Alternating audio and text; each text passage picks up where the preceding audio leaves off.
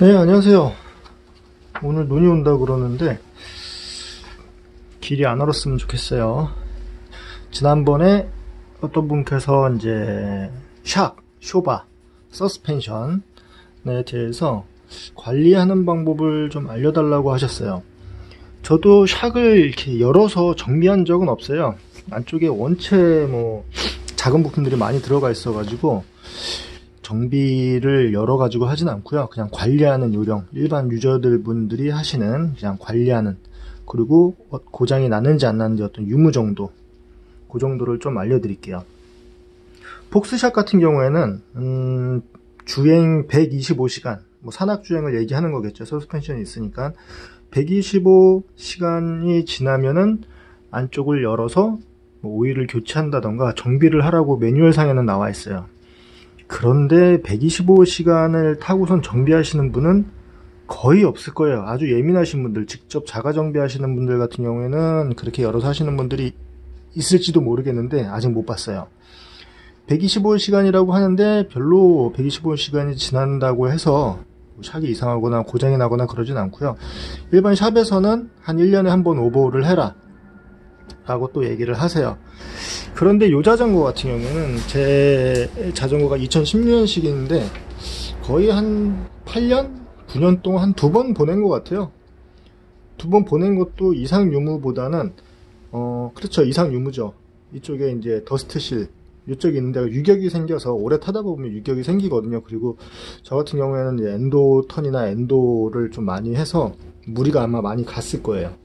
그래서 요거를 교체한 적이 있었어요. 한 2번 가는 것 같아요.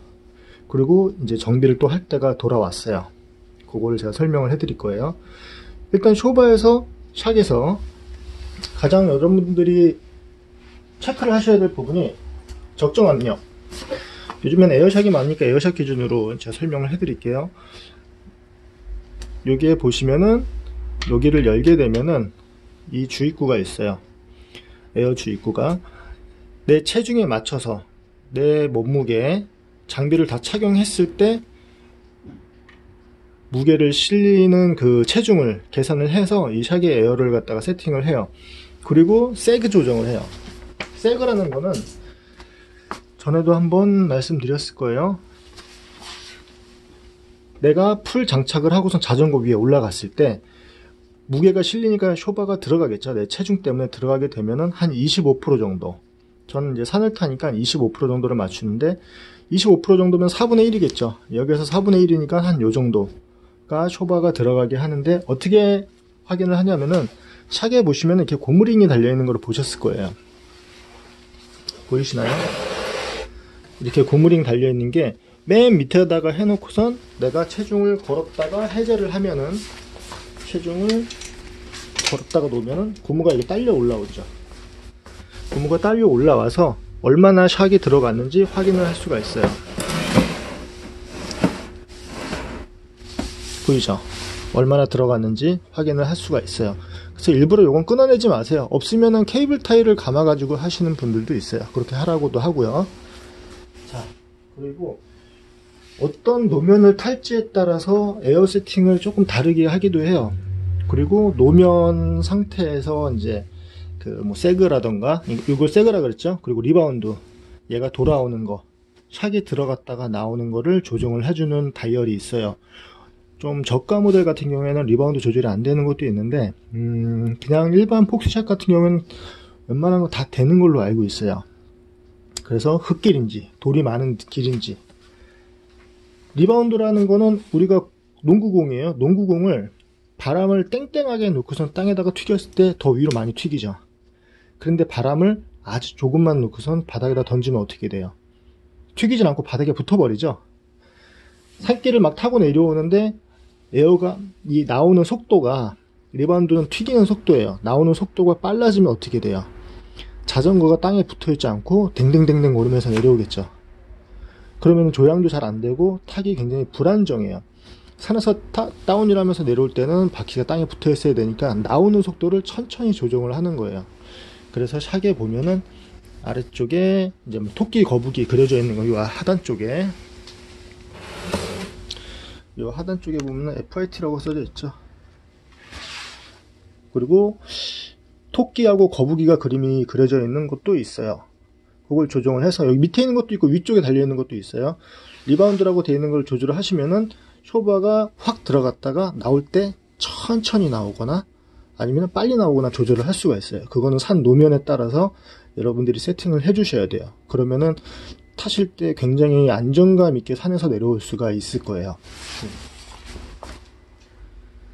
자, 그리고 오일 누유에 따라서 고장과 정상인지 고장인지 정상인지 샥을 이제 요 자전거 같은 경우에는 거의 새 자전거나 마찬가지예요. 자전거를 새로 사가지고선 샥을 집어넣었다가 빼면은 요쪽에 기름이 살짝 묻어 나올 때가 있어요. 살짝 묻어 나오는 건 정상이에요. 근데 뭐 오일이 뭐 질질질 새 나온다거나 아니면은 요 하단 쪽에 아까 처음에 여기 보여드렸던 요 아래쪽에서 기름이 맺혀 있다거나 그러면은 그거는 정비 대상이에요. 정비를 하셔야 돼요. 그리고 스텐션 튜브, 요거를 스텐션 튜브라 그래요. 요거를 스텐션 튜브라 그러는데 얘는 가급적 상처가 생기면 안 돼요. 상처가 안 생기는 게 좋죠. 그런데 산에서 타다가 보면은 얘네들이 날아가서 찍힌다거나 그러는 경우가 있어요. 여기 보이시죠? 여기 이렇게 찍혀 있는데 손으로 만졌을 때 좀 날카로운 그런 게 느껴진다 그러면은 고운 사포로 얘를 닦아주셔야 돼요. 깨끗하게 밀어주셔야 돼요. 안 그러면은 얘가 상처가 난 상태에서 계속 샥이 들어가다 나왔다가 하면은 이 더스트 실링, 이 고무로 돼 있죠. 먼지가 들어가는 걸 막아주는 애인데 얘네들이 손상을 입게 되면 들어갔다 나왔다 하면서 얘 때문에 까지겠죠. 그러면은 안쪽으로 먼지가 들어갈 수도 있죠. 그래서 상처가 났다 그러면은 이쪽에 고운 사포로 얘를 맨들맨들하게 해주는 게 중요해요.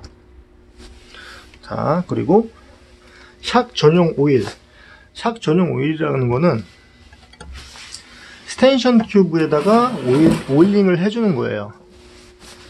이쪽에다가 오일링을 해주는데 샥 전용 오일이라고 있어요. 근데 저는 그걸 안 써요. 샥 전용 오일을 쓰는 이유는 고무가 이쪽에 이제 고무 더스트 실링이 있으니까 기름을 잘못 쓰면은 얘네들이 부식을 할 수가 있다라고 하더라고요. 그런데 저는 제가 쓰는 뭐 오일이 따로 있어서 오랫동안 썼는데도 전혀 뭐 문제는 안 됩니다. 그래서 이렇게 이게 날씨가 추워가지고선 오일이 조금 뻑뻑해졌는데 이렇게 발라주고선 샥을 넣었다 뺐다 해주면은 이쪽이 이제 코팅이 되기도 하고 안쪽에 있는 더러운 찌끄러기들이 나오기도 해요. 지금 넣었다가 한번 빼볼게요.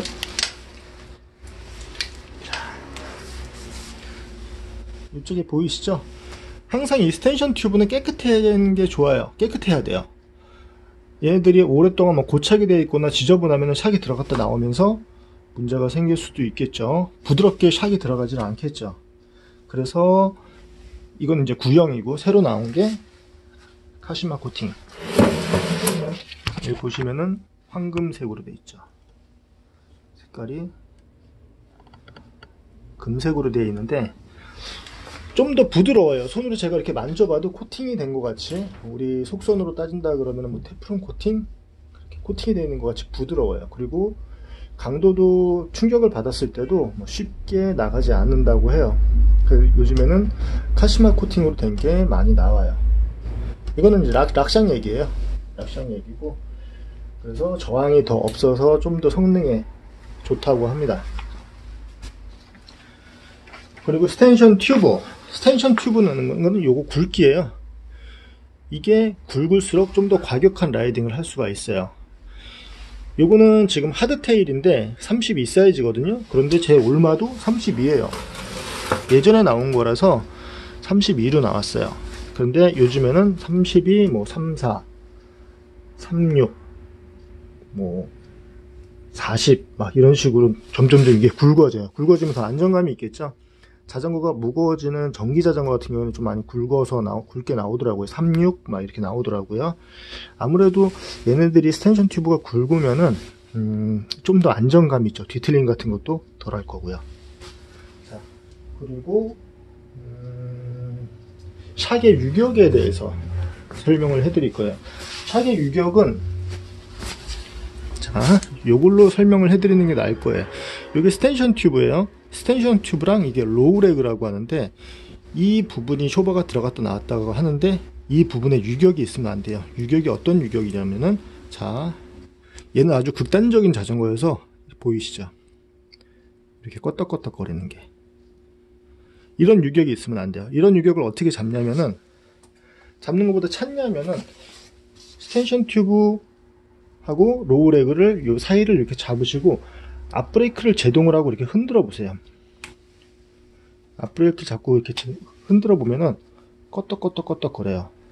그러면은 요 안쪽에 있는 부품을 교체를 해 주셔야 돼요. 안쪽에 뭐 교체를 오래됐으니까 이거는 가면 오일도 교체를 하고, 뭐 더스트 실링이나 안쪽에 있는 다른 부품들도 교체를 해야 될 거예요. 성능상에는 지장은 없는데 좀 찜찜하죠. 계속 이런 식으로 타게 되면은 더 고장이 날 수가 있으니까요. 그러니까 본인 자전거를 체크를 하실 때도 이 부분을 이렇게 손으로 잡고선 앞뒤로 이렇게 흔들어 보세요. 그리고 가끔 가다가 샥을 갖다가 최대한 끝까지 집어넣어 주세요. 샥이 에어가 많이 들어가 있으면은 샥이 많이 안 들어가겠죠. 이게 땡땡하니까. 그러면 샥이 여기서만 왔다 갔다 하고, 원래는 여기까지 들어갈 수도 있는데 여기서만 왔다 갔다 하니까 체중을 최대한 실어가지고 한 번씩 꽉꽉 눌러주세요. 오일칠도 해주시고.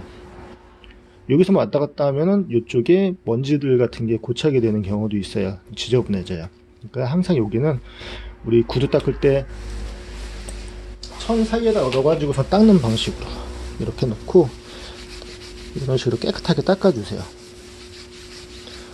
이렇게 닦으시고선 샥 전용 오일을 도포. 저는 샥 전용 오일을 안 써요. 오랫동안 다른 기름을 썼는데도 큰 문제는 없었습니다. 이렇게 닦아주시면 돼요. 그리고 뒷샥. 이제 요거는 이제 풀샥이니까 뒤에도 유격이 생기는데, 이런 관절 부분들이 있어요. 얘도 움직이는, 자전거가 뒤에서 충격을 받으면은 얘도 움직이고, 얘도 움직이고, 얘도 움직이고, 그리고 요 밑에도 움직이고요. 움직이는 부위가 많죠. 그런데 그 부싱이라는 부품이 들어가는 게 있어요.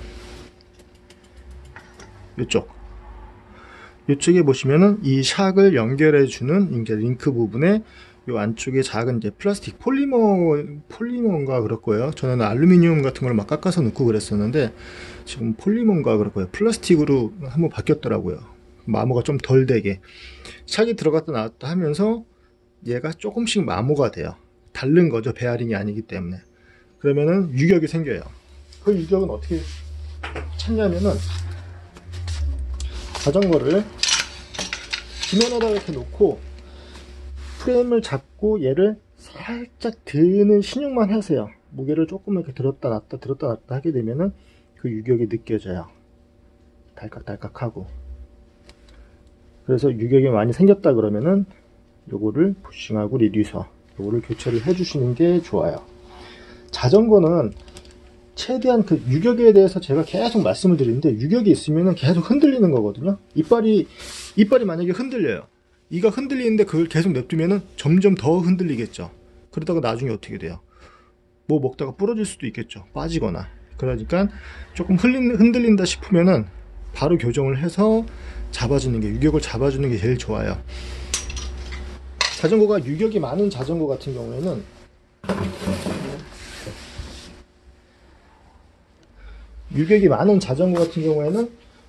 요거는 로드건 MTB랑 똑같습니다. 이렇게 살짝 들었다가 이렇게 딱 놓으면은 덜컥거리는 소리가 나요. 근데 조립이 완전히 잘 되어 있는 자전거는 그런 소리가 안 나요. 지금 자전거가 붙는 거는 풀샥이어서 붙는 거예요. 튀기질 않죠, 자전거가. 그리고 정비를 보내실 때는 자전거 이제 자전거 구입처에서 워런티가 남아있다 그러면은 샥이 이상해요. 그러면은 자전거 구입처에 가셔가지고선 얘기를 하면은 샥을 포크만 분리를 해서 정비를 해서 가져오죠. 뭐 비용이 들어갈 수도 있고 안 들어갈 수도 있어요. 워런티가 기간이 남았다 그러면. 그런데 중고로 구입하셨다거나 아니면은 구입하신 지 좀 됐다, 워런티 기간이 지났다 그러면 그냥 일반 사설 업체들도 요즘에는 샥 잘 고쳐요. 인터넷에도 조금만 검색하시면은 뭐 폭스샥 잘 고치는 데들이 있으니까요. 그런 데 보내셔가지고선 정비를 받으시면은 될 거예요. 그리고 리모트. 샥에 보면은 요즘에 점점 리모트들이 많이 생기고 있어요. 요거 같은 경우에는 뭐 샥에 들어갔다가 나왔다가 락을 걸어주거나 아니면은 요걸로 탈라스 기능으로 해서 샥을 뭐 110mm, 130인가요? 130, 뭐 150 이렇게 샥을 갖다가 조절을 해줄 수 있는 그런 기능들도 있고, 그런 기능이 없는 애들은 이런 식으로 리바운드 이제 CTD 샥, 이게 CTD가 아닌가요? 하여튼 조절하는 기능이 있어요. 어필 다운힐, 그리고 뭐 크로스 컨트리 뭐 이런 용도로 쓸 수가 있고, 리바운드도 조절이 되고요. 이런 자전거 중에 리모트가 달려있는 게 있어요. 손으로 달리면서 돌리기가 번거로우니까 여기서 줄을 뽑아가지고 속성 거선 똑같이 뽑아가지고서 이쪽에 리모트를, 핸들 쪽에다가 리모트를 달아놓은 게 있는데, 간혹 요거를 처음에 조립을 하실 때 이 리모트를 잘못 조립을 해서, 원래는 리모트를 쫙 누르면은 락이 걸려야 되는데 락이 안 걸려요. 그러면 이쪽이 연결이 제대로 안 된 거예요. 그러니까 케이블을 장력을 잘 당기셔가지고서 리모트가 제대로 작동을 하는지 보셔야 돼요. 있어도 안 쓰시는 분들 많이 계시더라고요. 굳이 비싼 거 사셨는데 쓰셔야죠. 안 쓰면은 고장나요. 모든 기능들은 안 쓰면은 고장나요. 그러니까 최대한 이렇게 사용, 이런 리모트 같은 것도 자주 쓰시는 게 오히려 나을 거예요. 샥이 굉장히 좀 그 기능이 많이 점점 많아지고 있어요. 요즘에 나오는 이제 내년엔가 출시되는 것 중에 라이브 밸브라는 폭스에서 나오는 샥이 있는데, 그 샥이 말 그대로 이제 스마트 샥이라고 보시면 돼요. 스마트 샥은 전기, 배터리가 들어가 있고 센서가 들어가 있어서 샥에 이제 노면을 갖다가 있는 거죠. 센서가 일일이 우리가 조정할 필요 없이 0.3초 안에 노면을 체크를 한다고선 그쪽 매뉴얼상에서는 나와 있어요. 아마 전기장치가 들어가 있는 거 보니까 이바이크 쪽, 전기 자전거 쪽, 전기 산악 자전거 쪽을 노리고서 만들지 않았나 싶어요. 예전에도 K2라는 회사하고 캐논데일에서도 그런 이제 스마트샥, 그 이제 배터리가 들어가서 전자식으로 이제 조절할 수 있는 게 나왔는데 다 실패를 했었거든요. 그런데 아마 폭스니까 좀 다르게 만들었겠죠. 좀 저도 기대가 됩니다. 라이브 밸브라는 그런 제품이요. 자, 그러면은 샥은 여기까지 된 것 같습니다. 네. 항상 안전 라이딩 하시고 고맙습니다.